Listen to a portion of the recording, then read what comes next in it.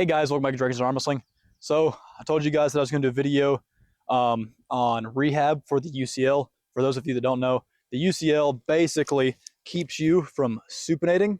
So like when you supinate like this, if you hold your thumb here and you supinate, you'll feel pain in your elbow area. It keeps you from going sideways because there's pressure on the elbow. And your elbow is also connected to your pinky, so you're not going to be able to apply as much pinky pressure because of that UCL. So we're going to do some rehab stuff today.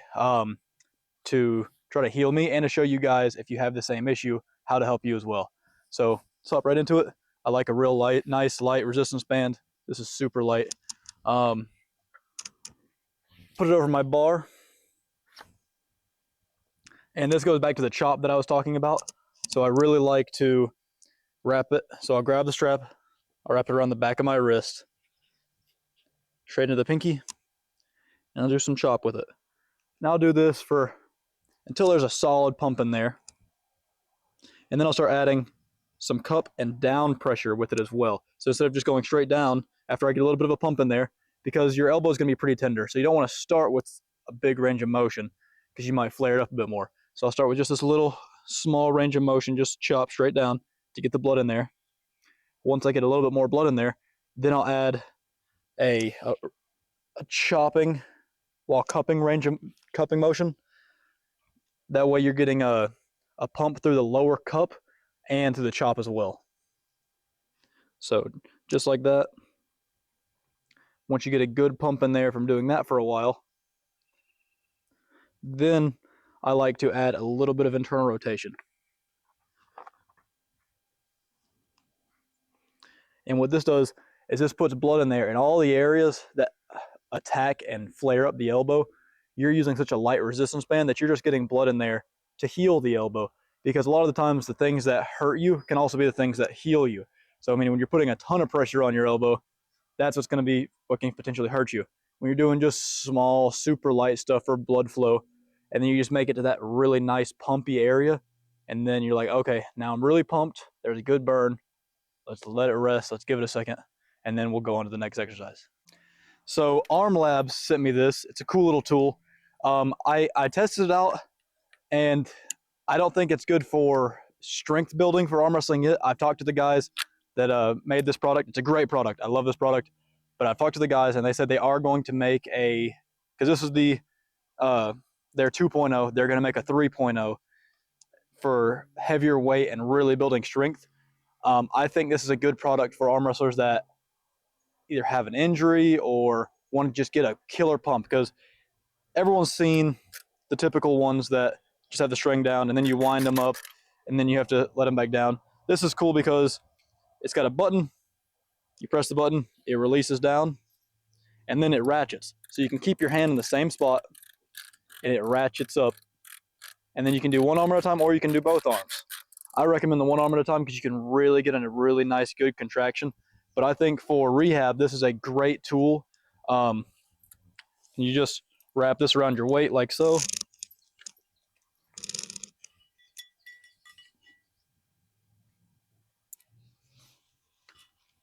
And then depending on which way you turn this will determine whether or not you're going to be working the front side of your forearm or the back side of your forearm. I think it's important to work both sides, because if you don't work enough reverse, you're probably going to have overcompensation, which can cause which can lead to injury. Typically, if you're way too strong in one area and you don't train enough of the other area in the reverse, you're probably going to be causing injury.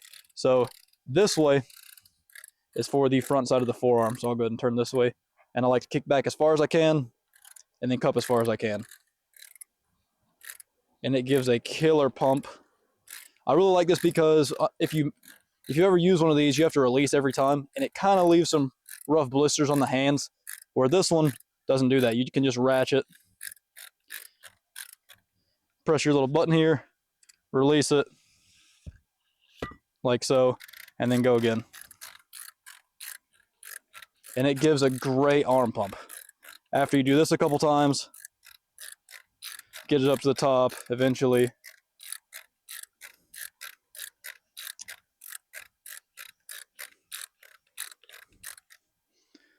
Me personally, I like to put it on the ground and then just press the button and unwind it. I think it's faster and easier. Then you can turn it around like this, and you can really work the back of your forearm. And obviously the back of your forearm's probably going to be stronger just because, or probably going to be weaker just because in arm wrestling you're always working the cup and you're never really working that reverse very much. So for a lot of people, this side's going to be a lot harder, and it is. I mean, this is just 10 pounds, and I'm already fried. So I think for a lot of people, this actually could be a solid workout, because I believe I maxed this thing out where it started having issues around 25 pounds. That's when I kind of stripped out the gears. I think a lot of that had to do with I was kind of doing it back and forth, back and forth. If you just do one arm at a time and keep it nice and controlled, it should be fine with 25 pounds. I just wouldn't recommend any more. But for most people, 25 pounds is a lot. Like they took this product to the Arnold's, and not many people could even complete it with one arm with just 10 or 15 pounds. So 25 pounds is a lot. But I think for guys that are looking at this product like, oh, I want it to build strength, you're probably not going to, it's probably not a good product right now to build strength for arm wrestling. But if you have an injury or you just want a quick pump, it's such a small product. You can toss it in your bag, your travel bag, and you can just tie it to your travel bag and work out with your travel bag and get a great forearm pump. And it's really healing too. So when you're doing this, if you're doing it this way, for your elbow, really focus on cupping through the pinky, and it'll get that, instead of focus on cupping this way rather than cupping straight down this way or straight down, because if you're pushing through the pinky, it's really going to help heal that elbow and UCL. And you can do like this and release your top two fingers to really help focus on hitting that elbow, so you're not overcompensating with your other two fingers. But just any amount of forearm pump is going to help heal that. Another thing you can use is you can use a baseball bat or a hammer. I won this one in overalls, so it's actually super functional trophy. I really like this thing because I use it for a lot of workouts. But if you have a old baseball bat laying around, what you can do, take you a weight, drop it down like so, tap it on the ground a couple times. Now it's stuck, it's not going to come off. And you can grab it here or however low you need to and just chop. And what that's going to do is that's going to attack the pinky, which is going to also attack the UCL. Just real controlled, slow reps. You don't have to pump it fast, just slow and controlled. You don't want to tweak anything going too fast. And with the baseball bat, since it's a little thicker, it's going to attack the pinky more. But if you don't want to attack the pinky and you want to focus more on the elbow and just on the chop, what you can do is you can take your hammer, and I mean this hammer weighs like 20-something pounds, so I'm not going to be able to grab it out here. So you'll take your little hammer and you'll do the same thing.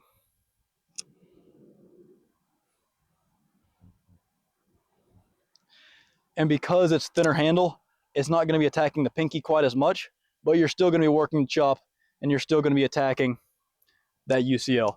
You can even do the same thing with, here's an old shovel that we've got laying around. I didn't even plan to use this in the video, but here's an old shovel. You can do the same exact thing with an old shovel or a broomstick you got laying around, if you don't have any other type of workout equipment.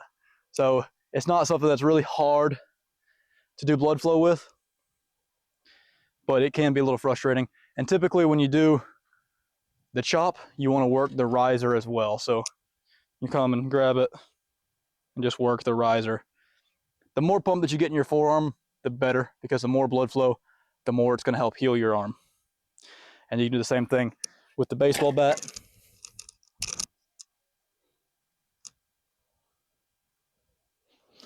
And the same thing with the hammer.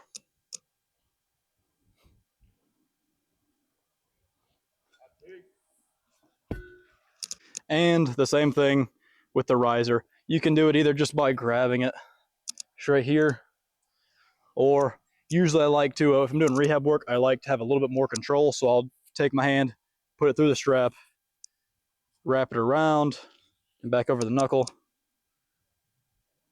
and then go. You can put it over the knuckle too.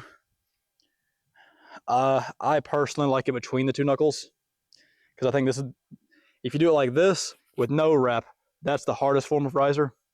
So I like to do the wrap just for a little bit more stability when I'm doing rehab work and still keep it in between the two knuckles. You can also take your band, wrap it around from a sideways angle. Real light band, nothing hard, nothing strenuous. You can take it, put your thumb through, supinate just super lightly, because I mean my elbow is so screwed up now. This actually does not tickle at all. So just super lightly. I mean, there's almost no pressure on it. You can cup a little bit, change, work different angles, push up. And then if it starts feeling better, you can go from a little outside your shoulder, supinate with it while internally rotating. And all of this will lead to a healed elbow. Obviously, you don't want to overwork it. Like if you start feeling like it's just super fatigued, you probably want to let it rest, because fatigue leads to more injury. And I'm not talking like a burn. Usually you can tell there's a difference between like a pumpy burn and fatigue. Once you really hit that fatigue level, that's when you're like, okay, I've probably overdone it a little bit. Let's let it rest, recover, and then go from there. All right, so before I let you guys go, if you enjoyed this product, y'all go check out Arm Labs. Use code CODY, C-O-D-Y, all capitals, to get 5% off. And they have their bar bottle, which is pretty cool. It measures in pounds as well as ounces. That way you know how much you're lifting. Because the idea with this product is to use this with this. So like you get a water load, like before East versus West 17, I use this to water load. But it's cool because you can throw this and this in your bag, and then you can just wrap it around. Yeah.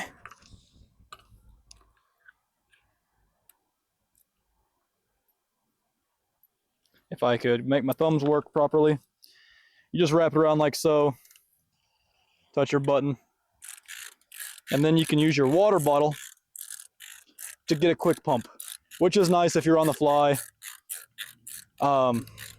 you're out and about and you don't have very much to work out with, or you're traveling, you don't have much to work out with. Typically you bring a water bottle if you're traveling, and you could throw this in your bag as well. It doesn't take up much space, as long as TSA doesn't try to beat you down, because TSA gets in their mood sometimes, and they always hate me, so I don't know. But if you guys like these products, use code CODY, again, all capitals, C-O-D-Y, to get 5% off. I hope you guys enjoyed the video, and I'll see you guys on the next one.